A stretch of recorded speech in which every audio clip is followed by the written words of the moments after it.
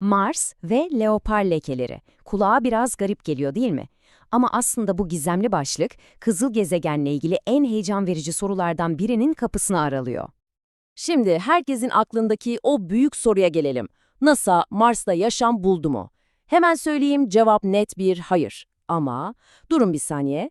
NASA'nın leopar lekeleri dediği bir şey var ki işte bu bulgu biz yaşamın izine belki de her zamankinden çok daha fazla yaklaştırıyor.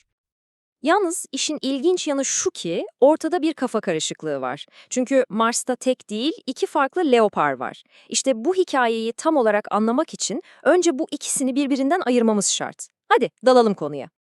Bu bir tür dedektiflik hikayesi ve başroldeki dedektifimiz de Perseverance gezgini. Görev yeri de oldukça özel.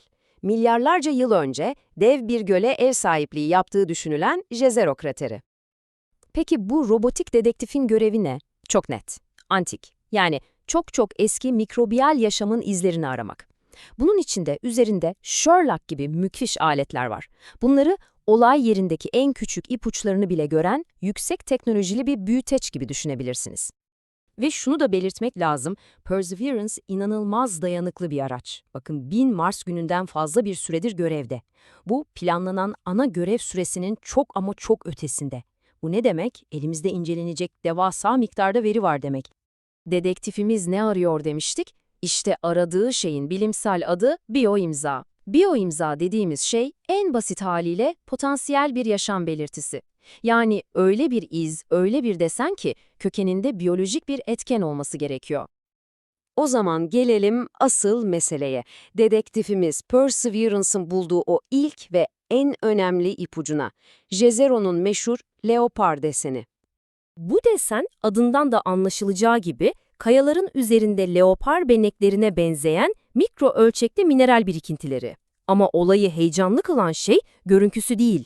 Sherlock gibi aletler bu desenleri incelediğinde içinde antik yaşamın geride bırakabileceği türden kimyasal ve dokusal sinyaller tespit etti. İşte bu yüzden potansiyel bir biyoimza olarak görülüyor. Tam da bu noktada çok ama çok dikkatli olmamız gerekiyor. Bir şeyin yaşamla tutarlı olması, onun kesinlikle yaşamın kanıtı olduğu anlamına gelmiyor. Bu ayrım, bilim insanlarının bu konuya ne kadar temkinli yaklaştığını ve karşılarındaki zorluğun ne kadar büyük olduğunu bize gösteriyor.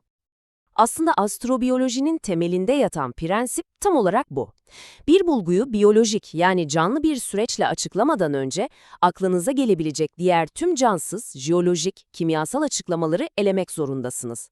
Yaşam her zaman en son başvurulacak hipotez olmalı. İşte bu, bilim insanlarının adeta kutsal kitabı gibi. Yaşam tespiti merdiveni diyorlar buna. Düşünün tam bir dedektiflik süreci. Önce bir iz buluyorsun, sonra bakıyorsun acaba burası yaşama uygun bir yer miymiş diye. Sonra en zor kısım geliyor. Bu izi oluşturabilecek cansız yani abiyotik ne kadar yol varsa hepsini tek tek elemek zorundasın. Ancak ve ancak bütün bu adımlardan sonra elindeki başka kanıtlarla da birleştirip tamam elimizde bir şey olabilir diyebiliyorsun. Şimdi gelelim ikinci leopara, yani yanıltıcı ipucuna. İşte bu örnek az önce bahsettiğimiz o yaşam tespiti merdiveninin neden bu kadar hayati olduğunu bize harika bir şekilde gösterecek. Bakın karşılaştırma çok net, ikisinin de adı leopar lekesi ama alakaları yok. Jezero'daki mikro ölçekli, kökeni bilinmeyen bir mineral deseni, gizemli olan bu.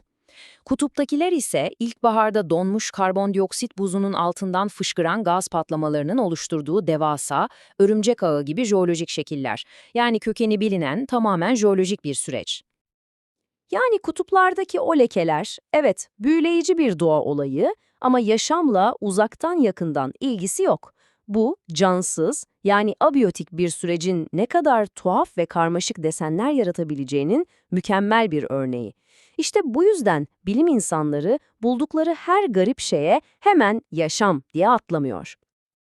O halde tüm bu bilgileri birleştirelim. Soruşturmada şu an tam olarak neredeyiz? Ne biliyoruz, ne bilmiyoruz? Gelin bir özetleyelim. Tablo aslında her şeyi çok güzel özetliyor.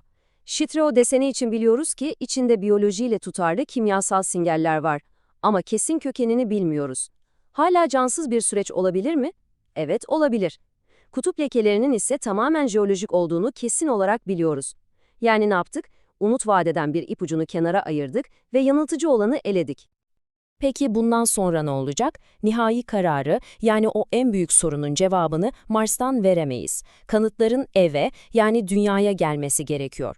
O kaya örneklerini buradaki gelişmiş laboratuvarlarda incelemeden o meşhur yaşam tespiti merdiveninin son basamaklarına tırmanmamız imkansız.